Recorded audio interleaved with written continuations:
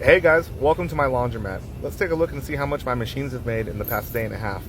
Let's start off with my smallest machine. It's a 20-pound washer, which means it can wash up to 20 pounds of dry laundry in one load. Doesn't look too bad for a day and a half.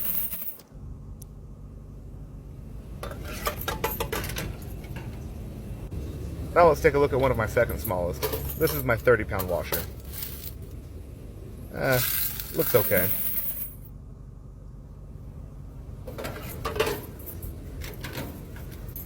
Now on to my 40-pound washers. These ones always do really good because I only have two of them. This is actually really good for 2 days.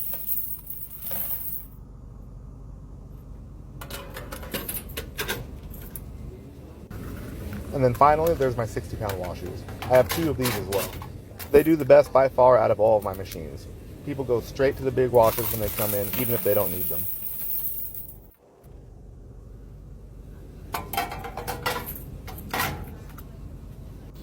And last but not least, we have my dryers. They make up 20 to 30% of my total gross revenue for self-serve.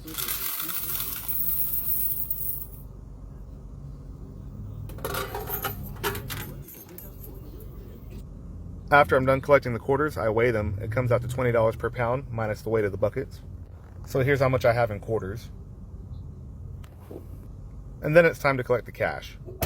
I have two bill acceptors, so here's the first one. Looks pretty good. The first one always gets a little more full than the second one. I don't know why.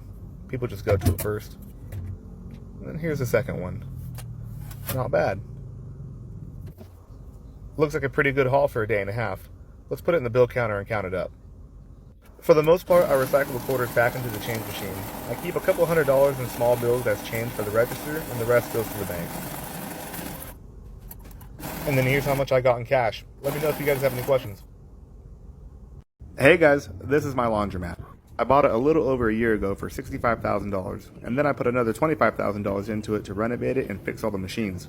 It's been about 2.5 days since I last collected the quarters, but we've been crazy busy with both self-serve and laundry service, so it's time to do another collection. Here's my 60-pound washer. I have two of them, and they're my biggest machines. They get used the most by far. And then next I have my 40-pound washers. I have two of these as well. They also get used a lot. As far as maintenance goes, I fix all my machines myself. It's really not that hard after doing some research, and I'm no handyman. Here's the other 40-pound washer. I'd say the hardest part about owning a laundromat is managing the employees. But that's only because I have a laundry service. If I didn't have a laundry service, then I wouldn't really have to worry about the employees as much. Here's my other 60-pound washer. Beautiful. That's 2.5 days. Once I'm done collecting all the quarters, I weigh them. It comes out to $20 per pound, minus the buckets. And then I go in for the cash. For the most part, the cash is what I take to the bank, minus a few $100s that I use as change for the register. The quarters usually get recycled back into the change machine, and if I have any extras, I just take it to the bank and then they let me deposit it in a bag. After I'm done collecting the cash, I put it in my cash counter. I used to have to separate all the bills and count them by denomination. Not anymore, thank God. With this one, I just put them in there and it counts them all. After this is done, I just subtract the amount of money that we put in ourselves to process wash and fold orders. And because all of the bills are already paid, here's how much my laundromat made in profit in the past 2.5 days. Today I'm going to collect all the money from my laundromat and see how much it made in the past 2 weeks. These two machines can do up to 40 pounds of laundry in one load, and I charge $6.50. I only have two of these, so they get used a lot. I have to empty them out every 5 days or so, or they'll get too full and jam up. These next two are the biggest washers I have. They can do up to 60 pounds of laundry in one load, and I charge $7.50. This is my third time emptying this machine in the past 2 weeks. People love them. When I first bought the laundromat, I thought water was going to be my largest bill. But that couldn't be further from the truth. My largest utility is actually gas. On average, my gas bill is about $1,500, and my water bill is about $500. Here's what all the quarters look like after I've collected them. Let's count it up and see how much it came out to. To count them, I weigh them. It comes out to $20 per pound. This one I actually had to do in 3 batches because it weighed so much. Collecting quarters is really only fun the first time. These things are heavy. One thing that never gets old though is collecting the cash. I have two bill acceptors. Here's the first one, which is looking pretty healthy. And then here's the second one, which is almost too full. I couldn't grab it all with one hand, so I did it in sections. Here's the first one, which looks like a full stack in itself. And then finally, we have the last little bunch. Not too shabby. Let's stack it all up and see what it looks like. So here's what 14 days worth of cash in my laundromat looks like. Let's count it up and see how much it comes out to. My laundromat also accepts debit and credit, so I'll be adding that to the total at the very end. My laundromat has two sides to it: self-serve, where people do their own laundry, and wash and fold, where we do it for them. Our wash and fold usually makes a lot more money than self-serve, but the margins aren't as good because of labor. At the end of the month, I'll do a breakdown of all my expenses and let you know exactly how much money my laundromat made in the month of February. One of the biggest things I did after buying my laundromat to increase revenue was increasing my Google reviews. When I first took over the laundromat, we only had about 32 reviews, and now I'm proud to say we have over 1,000 reviews with a 4.9 star rating. Every time I go to my laundromat, I shamelessly ask my customers to leave me reviews, and surprisingly, a lot of them do. I think having good reviews on Google is one of the best ways to get exposure without having to pay a monthly fee.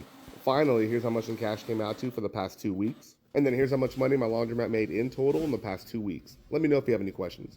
A while back, I filled up Coke and Pepsi all the way in my vending machine to see which one would sell out first. And it looks like as of right now, Coke and Pepsi are neck and neck. But while we're here, let's check and see how much money it's made in the past 2 weeks. First, we have the cash, which looks pretty decent. And then down low, we have the quarters, which also looks pretty good. And then while we're at it, let's take a look at the snack machine. I just did a full restock not too long ago, and it looks like the Takis are selling like crazy. They're selling about 5 times faster than any other product. On my next restock, I'm gonna have to give it a few more rows. Let's see how much money this machine's made in the past 2 weeks. First, we have the cash, which doesn't look too great. And then down low, we have the quarters, which could be better. Let's see how much it comes out to, starting with the pop machine. Cash comes out to $58, which is pretty good. And then to count the quarters, I weigh them. It comes out to $20 per pound. And next up, we have the snack machine. Cash came out to $33, mostly from Takis, I'm sure. And then we have all the coins. Here's how much that came out to, and then here's how much money my vending machine's made in the past 2 weeks. Let me know if you guys have any questions. Today I'm going to restock my snack machine and see how much money it made in the past 2 weeks. I get most of my product from either Smart & Final or Costco. I buy these little bags for about 40 to 50 cents each and sell them for $1.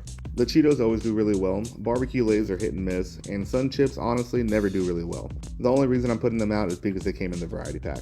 The salt and vinegar Lays, on the other hand, always do pretty well. Next, we have the Takis, which are hands down my best sellers. People love Takis. It doesn't matter if it's the purple, the blue, the orange, whatever. People love Takis. This is my first time selling the orange bag, so we'll see how it does. These chili cheese Fritos also come in the variety pack, and they never do too well, but I have them, so I gotta sell them. Cool Ranch Doritos always do pretty well, and then here I'm just backing everything up. Now on to the candy. I buy these for about $1 each and sell them for $1.50.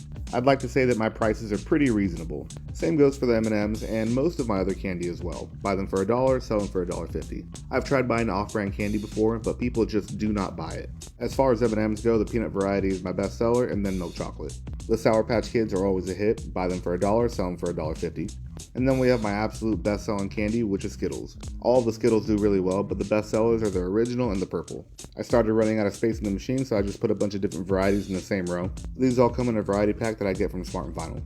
Next, we have the Fruit Gushers. I buy these for 35 cents each and sell them for 75. These actually do really well. They're the cheapest thing I have in the machine. And then on to the Hershey's. Like the rest of the candy, I buy these for $1 and sell it for $1.50. These do really well, I think, because of their size. And then there's the Almond Hershey's, which doesn't do as well, but they are delicious, so they sell out pretty quickly. And then here I'm just backing up the rest of the Starburst. They do okay, nothing to brag about. These Push Pops are actually pretty good sellers. I buy them for 90 cents each and sell them for $1.50. Kit Kats always do really well. Like I said, name brand stuff flies off the shelf. And then here I'm just putting in random items because I thought I was running out of space, but I actually wasn't. And then last but not least, we have the Ritz. My employees asked me to put these in here, so I did. I buy these for $1 and sell them for $1 as a courtesy to my employees. And then finally, here we have the machine fully stocked. Now let's see how much money it made. First, I start with the cash, which looks pretty decent. And then I go down low to check the quarters, which actually looks really good. Let's see how much it comes out to, starting with the cash. $85, not too bad. To count the quarters, I weigh them. Add it together and you get 2 weeks worth of revenue from my snack machine. Let me know if you guys have any questions. Here's how I went from making $300 a month to $8,000 in 7 months. Once I fixed all the machines that I was capable of fixing, I had to do something about the look of the place. It was trash. It had been neglected for years. I put in brand new flooring, painted the walls, added trim, changed the lighting from fluorescent to LEDs so it's brighter but costs less to run. I had 4 ceiling fans that were decrepit, so I replaced those. There were arcade machines back here that didn't make any money, so I replaced it with a closet for extra storage. And as soon as I did all this, business immediately started to pick up. Follow for part 3. I haven't checked on this pop machine in a month. Let's see how much money it made.